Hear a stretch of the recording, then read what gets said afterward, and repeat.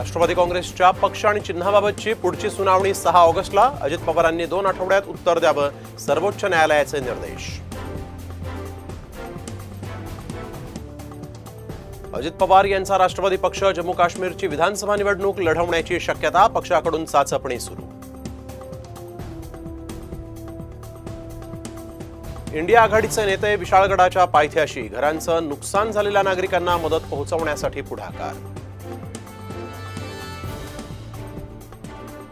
एका कंत्राटदारासाठी सिडकोची 40,000 घरांची सोडत रखडली। एका कंत्राटदाराला वाचवण्याचा प्रयत्न, अधिकारी जाणीवपूर्वक दुर्लक्ष करत असल्याचा आरोप।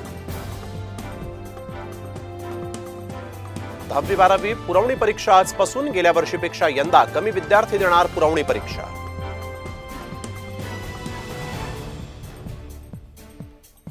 अकोल्यात चोरट्यांनी शोरूम फोडलं, सीसीटीव्ही फुटेजद्वारे पोलिसांकडून चोरांचा शोध सुरू।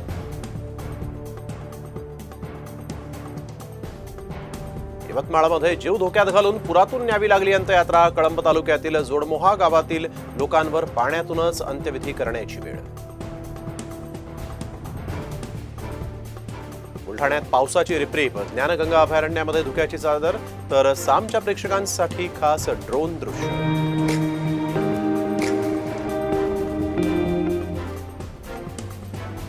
आषाढी एकादशीच्या आधी वारकऱ्यांनी पंढरपूर गजबजलं।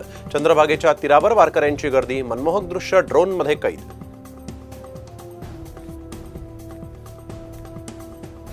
कोल्हापुरातून मुसळधार पावसामुळे नद्यांच्या पातळीत वाढ, दत्त मंदिरात शिरलं कृष्णेचं पाणी।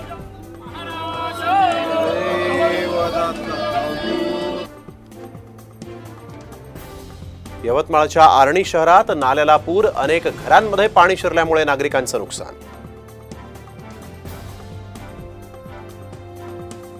छत्रपती संभाजीनगर शहराला पाणी पुरवठा करणारी जलवाहिनी पुन्हा फुटली। पैठण रस्त्यावर पाण्याचे फवारे, हजारो लिटर पाणी वाया।